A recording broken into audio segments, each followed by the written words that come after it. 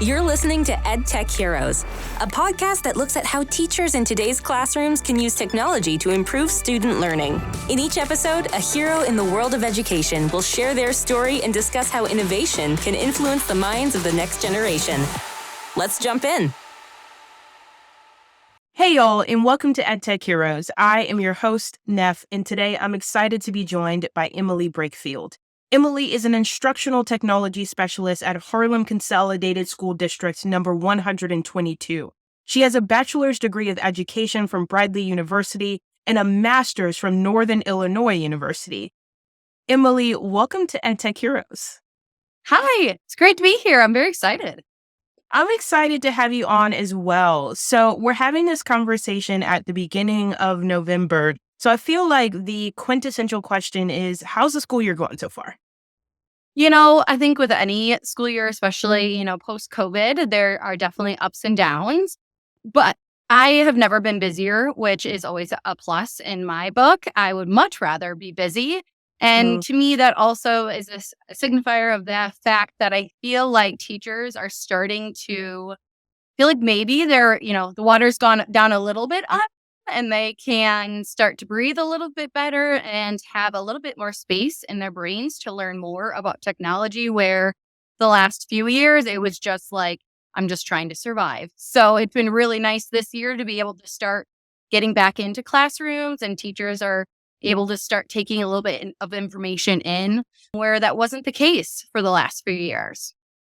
That's an interesting perspective. I think that we think about COVID as this thing that sort of forced us collectively in education to use technology, whether we wanted to or not, right? And Yep. I think when we think about that 2 years removed from the experience, it's like, yeah, we were using technology, but it almost was sort of this forced thing where we weren't thinking about it in really big ways. And now we have the Yeah. opportunity with all of that experience to come back and say, okay, now we want to use technology to actually push learning forward versus it just being a means to an end. Yeah, we were in survival mode. My son, I have a 6-year-old son, and he's big into Minecraft. Like, we were in survival mode. I feel like now we're like in that creation mode where we're able to take what we've learned in survival mode and now start using technology in more meaningful ways. And like you said, to push education forward in a positive manner. I love that juxtaposition between what it means to survive and what it means to thrive and start to create. And speaking of creation, I would be remiss if I didn't bring up how Screencastify actually met you, which was you entering our back to school video giveaway. Talk about that. What inspired you to be a part of the contest? What did you create? How did that feel? Yeah, so I rarely do these sort of things. So it's kind of this weird situation for me because I just never win anything. So I often just I've stopped putting my name in the hat because it's like, during like teacher appreciation where they have like, put your name in the bin and we'll pull names out and you win. And I'll like strategically pick the bin that has the least amount of tickets in it and I still will lose. So like to actually win was pretty amazing. And the fact that I actually put my name in is even more amazing. It was kind of a whim. I saw it in an email and I was like, why not, And so I put in, honestly, I don't even remember. I think it was some sort of professional development that I put in there that I had used in the beginning of the school year with my teachers. And to get that email, it had been a while since I'd put it in. And like I said, it was kind of on a whim. So I hadn't put a whole lot of thought into actually winning. So when I got that email, I was just floored. I could not, but I actually won. That never happens to me. I have the worst luck. Apparently not when Screencastify is involved. Absolutely. Yeah, I got an opportunity to take a look at the video that you submitted, and it was an awesome walkthrough of all of the resources that teachers at Harlem have access to, including Screencastify, amongst lots of other tools. So that was something that you created at the beginning of the year. And I would love to talk a little bit about how video plays a part in professional development. Yeah. How are you using it and how is it being received by the teachers that you serve? I mean, like I said in my tweet that I sent out for this competition was I couldn't do my job without Screencastify, Hmm. without video. I use it in so many different capacities throughout my day. It could be as simple as I get a emergency email from a teacher, and I have 6 buildings that I help with their instructional technology. And so in some cases, I can't be in that teacher's classroom when things are going awry. Mm-hmm. So I get those SOSs and I can make a really quick video using Screencastify and send it over, as opposed to like typing up this really long email with, convoluted steps that they don't understand. And so I can just do a really quick visual, send it off. It's a super easy link. Our entire staff knows how to use Screencastify and watch the videos. And that's like the simple end of it. Whereas, then I've used it to create full professional developments where it's teaching them maybe how to use Google Slides or how to use Google Docs. And it's here, I want you to watch this very small snippet and then try it out. And then watch another snippet and try it out. And teachers have really loved that because it's an at your own pace and it's not very high stakes, because I'm sure, as you know, technology can be really intimidating. It's something that is scary to try. And so being able to watch something on a video that was created by someone that you trust and that you believe in, I think has made my job so much easier. And I'm such a visual person that I just automatically lean towards video because I need to see how things work or see what is expected of me before I can start moving forward. Totally. I love that you are talking about professional development at your own pace. We've had lots and lots of conversations on this podcast about self-paced learning in the student context. And I think we all are down with that. But I think sometimes what might be lost in the conversation is how we also create opportunities for self-paced learning amongst adult learners, right? And the fact that you're doing that is so, so cool, that teachers can go back and revisit learning. They can apply that. They can see it at the moment that they need it. And it sounds like folks are really, really excited about having that at their disposal. So kudos to you. Well, thank you. I have really enjoyed kind of taking what I did as a teacher in my classroom for my students and then trying to make sure that I'm doing the same thing for my teachers. Like you're saying, they're adult learners, and my expectation for how I deliver things in myself is the same. So I really try to make sure that they're differentiated. They have the ability to start and stop a video. They can speed it up. And some of my professional development, I think in the video I sent you, it like allows them to like skip whole sections if it's something they already know. And that was something that I found very important as a teacher, is that I want to be meeting all of my students where they are and giving them meaningful time and making sure that I was cognizant of their time, because specifically with teachers, we don't have a lot. And if they're giving their time, I want to make sure it's worthwhile. Yeah. And skipping whole parts is really cool. And I'm glad that you brought that up, because I think when folks are at different levels, it also means that there might be some people who are slightly past where we're starting. And I remember being in multiple professional development sessions as a teacher, and I'm like, this is going too slow. I want to learn a whole lot more.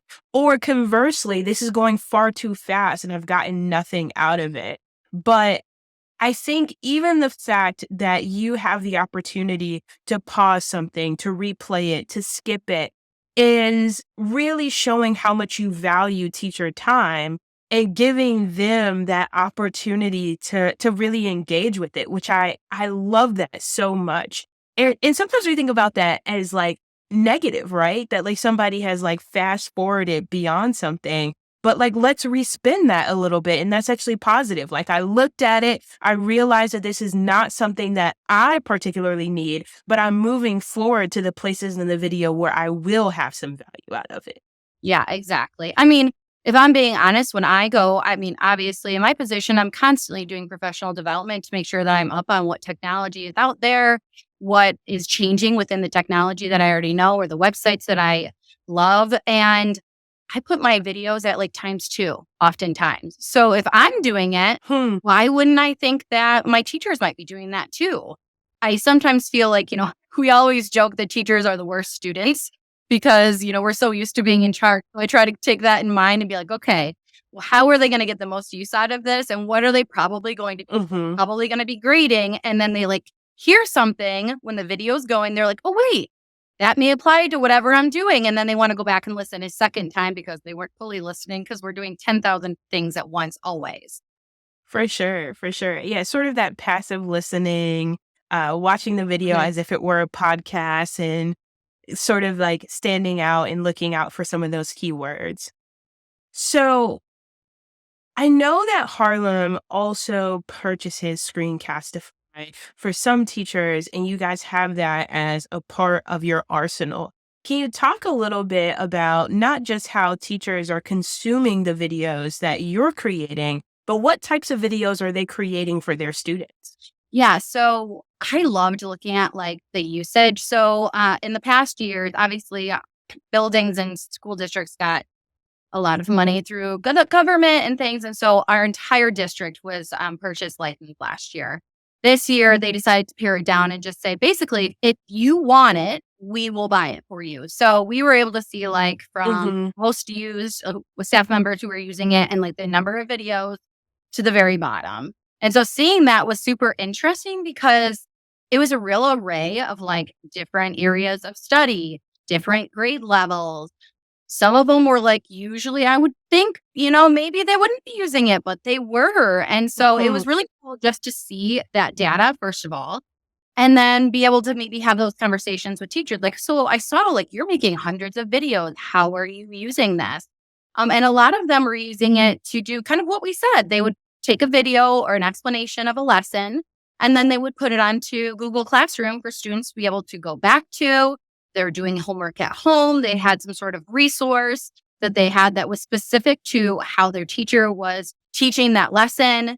And so they're using it to stretch out that learning. So it's not just that teacher gives that lesson and then it's over. This is a way to go back into it, to revisit it, to a review when it comes times for tests, all of those sort of things. They were using it in that way. In the past, we have had teachers who look to explain things to other teachers. So they were like creating something of like, hey, I did this in my classroom and this is how I did it, and sharing it with other, 'cause we're a large district.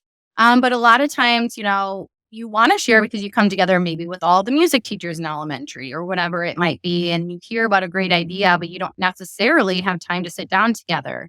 And so they're using it kind of to spread ideas and explain things to each other. Yeah, so cool. Sort of having this asynchronous professional learning community powered by video is really, really cool to me. I'm glad that you all are using Screencastify in that way. And equally glad that students have the opportunity for extended learning by looking at the videos that are created by their teachers. And kind of going back to something that you said earlier, like somebody that they trust, somebody that they know who they want to engage with in this asynchronous format. So Harlem is kind of this really cool video creation, amazing place because you also spoke in an interview about students creating videos. So it's like everybody is creating videos. For students, you spoke specifically about them being able to record themselves reading asynchronously. What was that about, and how did you all come to the decision that video was going to be the platform for that? Well, there are so many ways that I love students can use video. So again, going back to like when I was a teacher and my beliefs in being a teacher, and I really believe that it was important to hear from every student. And that's not necessarily feasible when you're actually in a classroom with 20 some kids, sometimes larger if you're in secondary.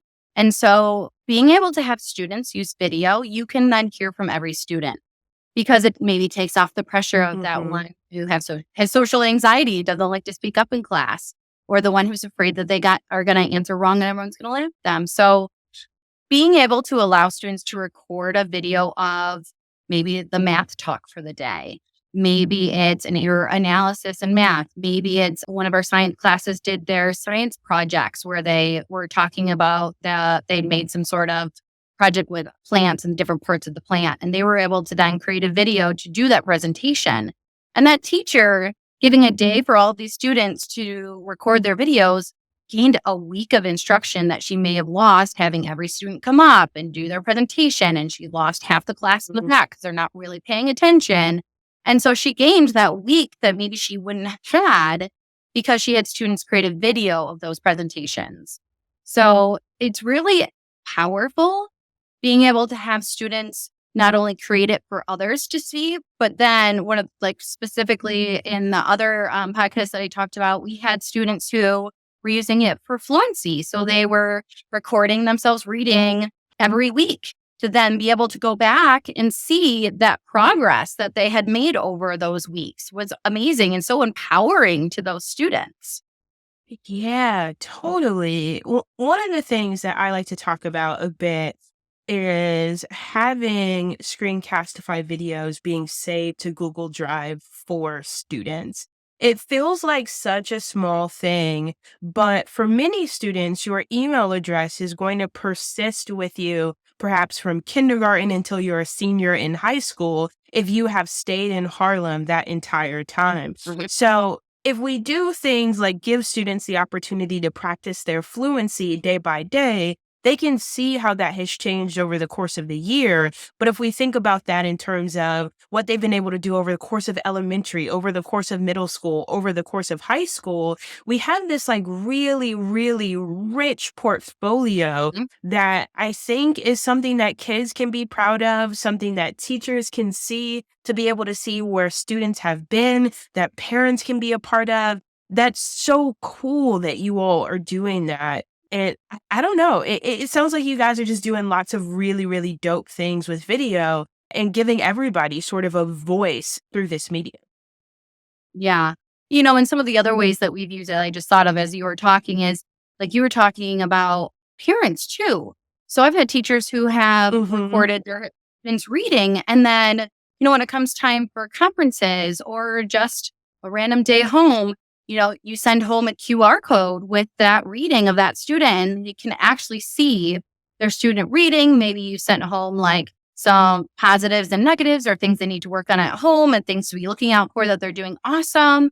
And so these parents can actually watch these videos, see what's happening at school because it's not always the same. I've learned that now having a 6-year-old that's in first grade and he's a very different boy at home than he is at school. Positively, he's better at school, but he won't necessarily perform the same way for me as he does at school. So having those recordings too is amazing because not only does it capture his little voice that I will have for forever because they don't always stay this little, but then I can also see what he's actually doing at school and how he's performing there because he won't do it for me here. Sure thing. Yeah, I've talked on the podcast a little bit about helping out with my nieces and nephews from time to time. And I don't know if this is happening for you. Maybe your son is 6, so he's still excited to tell you about what happened at school. But every once in a while, I'll ask them, what did they learn? Try to get some context to help out with homework.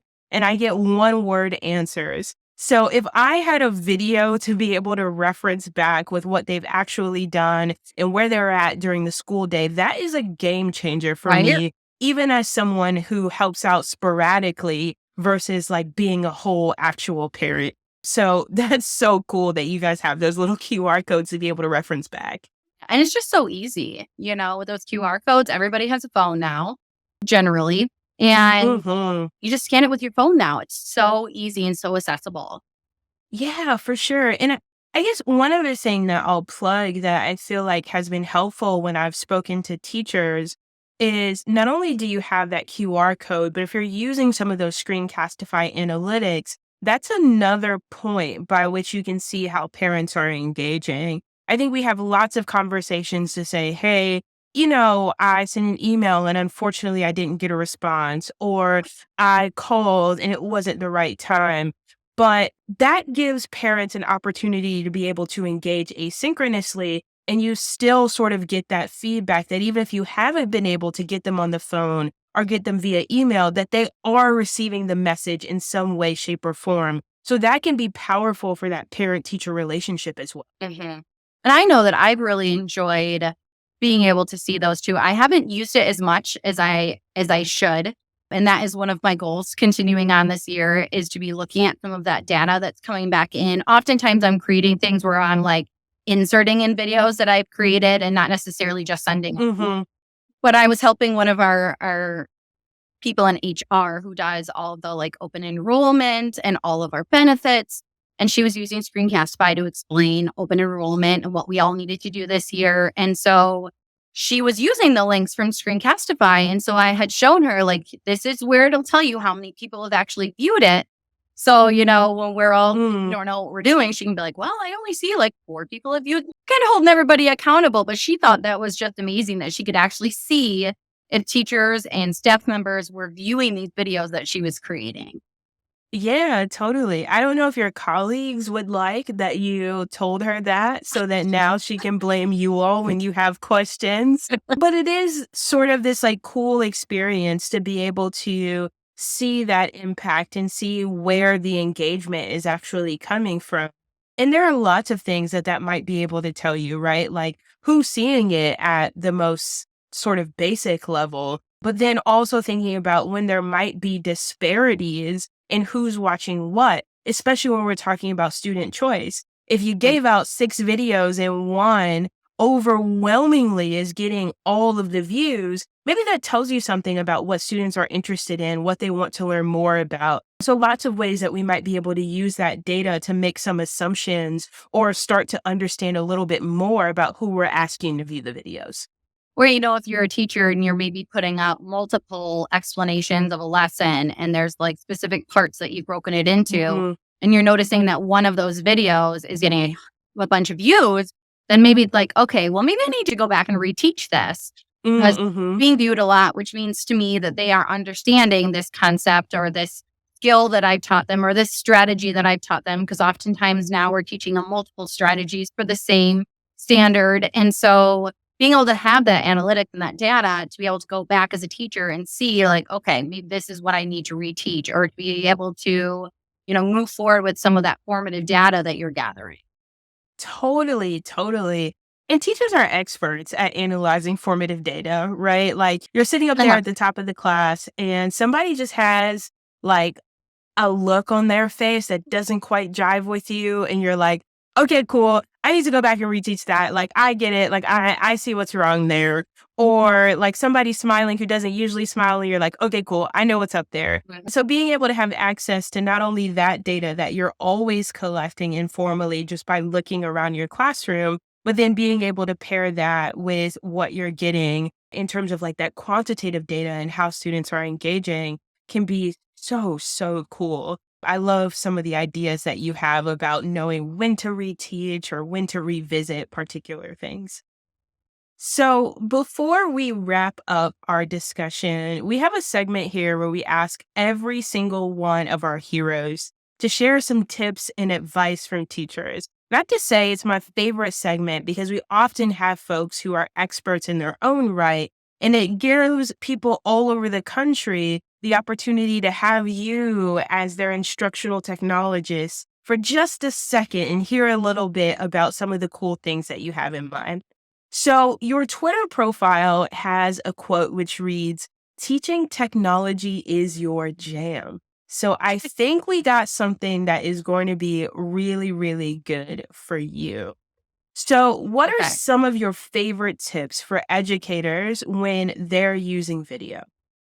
So one of the things that I always talk about when talking about video in all aspects, in terms of teachers making videos for teachers, teachers making videos for students, students making videos, is that they don't have to be flawless. They don't have to be perfect. So it's something I had to learn myself.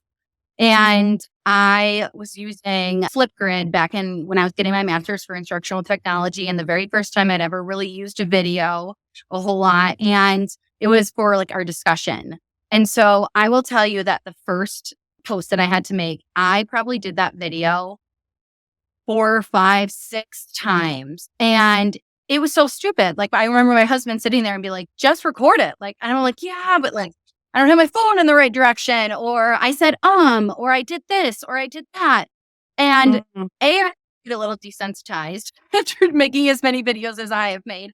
However, I think that it's good to leave in those mistakes or those or those jokes or those comments that you make because it humanizes you. When you're on a video, I think that sometimes it feels like a little bit of a separation. And so when you show your personality, I think that it makes it easier for whoever is watching to be connected instead of just being very disconnected from the person within the screen. So I have always tried to leave in some of my little quirks and things. I had a video where apparently I'd made several videos in a row and I started every single one with okay, so, and I realized it in one of my videos and I literally said, well, apparently I say that in every video I start. And I left it because it was just funny and it's me and it's, you're kind of getting a piece of you if I were in front of you. So I think that's it. You do not have to have this perfectly polished video that you're making for your students or for staff or for anyone. I think it's great if you leave some of those mistakes in there. And that also takes some of the pressure off of you. And it also, if you're not the best editing or going back in after the fact, it's fine. Like you don't have to be an expert video editor to be able to make videos, especially with Screencastify, because it makes it so easy. Yeah, I really like that advice. I feel like when we talk to educators who are not making videos but want to make videos, usually their comment is, well, I don't have time to edit, or it takes me a long time because I feel like I have to retry it over and over and over again. And in reality, that is not much different than standing in front of your class. Yes. You might trip over your words a couple of times. There was one day where quite literally my shirt attached to the dry erase board and it ripped right in front of everybody. I didn't have the opportunity to redo that. It just happened.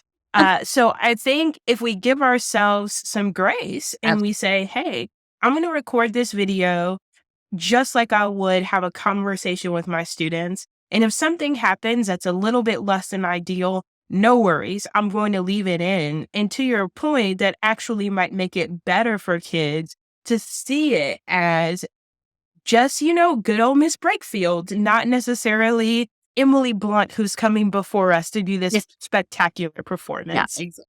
So I love it. It can be scary. And so I just think that sometimes trying something and seeing how it's received, I think that the first time that you try something and it gets received well, like it gives you a little bit of, excitement to try it again. And so I always say, try it. Students are more forgiving than you would think. And, technology can be scary, but oftentimes there is so much that can come from it, so much positive that can come from it that it's worth jumping, into the deep end. Yeah, for sure. For sure. I like that idea of giving it a go and then also getting some feedback from your students, right? Because I think that we are often our own worst critics. And we're like, that video was awful. The kids are going to get nothing out of it. And we come back and we say, okay, so I tried this thing. What did you all think? And they're like, yeah, that was amazing. I learned so much. This is the best resource I've had all year. So being able to give them that podium or that platform to give you feedback can be both validating as an educator, but then also give you this clue or this qualitative data point in terms of what your students need to sort of go back to the conversation we were having earlier. Yeah. And I mean, we're asking art students all the time to be vulnerable. We're asking them to try things we know are hard. We're asking them to have grit and to be willing to fail and learn from that failure. And so as teachers, we have to do the same thing. And I think it's good to show that vulnerability to your students too. I think it's a way that you can gain some, respect from them, and they may be more willing to do things for you if you're showing that you're willing to do it too. Yeah, totally. I mean, even in a small way, when I was an English teacher, whenever I would ask them to write an essay, I would write sort of like this exemplar paper. And I mean, it's so small, but I'm like, hey, I'm here doing it too. Or you ask them to create a speech and you're like, okay, here's mine. But being able to model that vulnerability and that willingness, man, you're right. I think forms the basis of students wanting to put their best foot forward, but then also has these really implicit ways of improving a student-teacher relationship. So yeah, I like that idea, right? Like create a video, give them an opportunity to see you make a fool of yourself, but often it's not even going to be that. It's going to be great. Yeah. Yeah. Usually. 95% of the time, it's going to be great. Right. It takes a little bit to get used to hearing your own voice. Totally fine. Yeah, it does. It does. But the thing that has helped me so much is I think it's jarring to hear our own voice recorded, but we got to remember that that's what they hear every single time we talk. Yeah, So it's not different than them hearing you talk in person, just different for us. Yeah. So final question before we get out of here. What are some of your favorite online resources that you like to share with other educators? Maybe something that you're watching at 2x speed. So do you mean in terms of just like technology tools that I'm talking to my teachers about, or what are you thinking? Anything. So whether it's a technology tool that you're talking to your teachers about, whether it's a resource that's helping them implement technology in their classroom, or just anything that you are recommending for folks that you work with or our listeners to help them get better at their practice. We want to hear about it. Absolutely. So I'm always suggesting people that are great for like newsletters and things like that. I love like Ditch That Textbook is amazing. Eric Kurtz is amazing. Shoot, why can't I think of the other one? I had it up on my other computer, so it was ready to go, but that's dead now. So some of those really great people out there that I've connected through Twitter to then start following, to be able to see ideas that are already out there. It's kind of funny because Textbook just recently came out with like a steal like a teacher, because the truth is that as teachers, we're always getting ideas from other people. And I think that is really meaningful if you build like a PLC outside of your district, outside of your regular team that you have. I'm always suggesting some of those people to follow or join their newsletters. In terms of like tech tools, I currently am like obsessed with GimKit. It's one of my favorites. I do it with my students often. I have two boys. I only talked about one, but I have two boys. I have a 9 and a 6-year-old, and they're doing it at home. And I love the quick formative data that you can get from it. I love that your students are engaged in ways with the whatever standard that you may be having them review or practice. We're talking a lot about like fluency and what fluency looks like in our math facts and what it doesn't look like.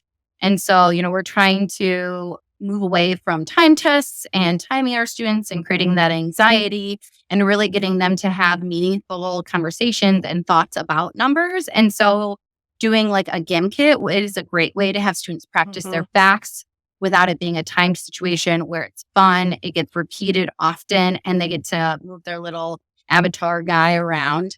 That's one of my favorites right now. I will say it's the only one that I paid for out of my own pocket. Luckily, Screencastify purchased for me. Otherwise, I would buy it myself because I couldn't do my job without it, though. But there are so many out there right now that sometimes kind of filtering through can be difficult. And that's why the video I submitted was like, these are the ones, here's what they're good for. And being able to use them easily with very little like forethought, not a lot of work putting into ahead of time, because teachers don't have time for that. And that's part of the thing I love about my job, is that I can say, okay, if you're going to try it, like, let me know. I'll come in and I will literally just be a second pair of hands so that if something does go wrong, we can troubleshoot together, and it makes it a little bit less scary.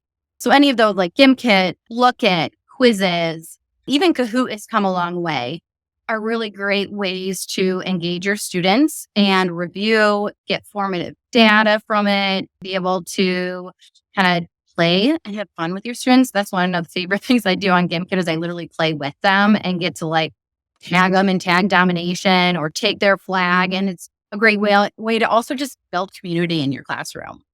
Yeah, I love all of those suggestions. So to learn a little bit more and be introduced to awesome resources, Matt Miller and Eric Kurtz are great, of Ditch That Textbook and Control Alt Achieve. And then lots of really good quiz-like EdTech platforms. GimKit is awesome. I've had an opportunity to play around with it. It is so freaking cool. And then we've got some oldies but goodies like Kahoot and Quizzes and all of those that are still sort of chugging along. I think the really cool thing as an educator, and you sort of alluded to this, is figuring out what is in your tech backpack, I guess I'll call it. Like, what are the things that are going to be able to be implemented without a ton of work because you don't have time? And what are the things that are going to serve multiple purposes? Like, for example, a GIMP kit that is going to help your students revisit concepts and is also going to build community and all of that jazz. So I really, really appreciate all of those suggestions. And I think our listeners will too. Awesome. I'm glad. Cool. Thank you so much, Emily, for joining EdTech Heroes. Thank you so much for listening. I am your host, Neff Dukes, and I'm looking forward to seeing y'all in the next episode. Thank you for listening to this episode of EdTech Heroes, presented by Screencastify.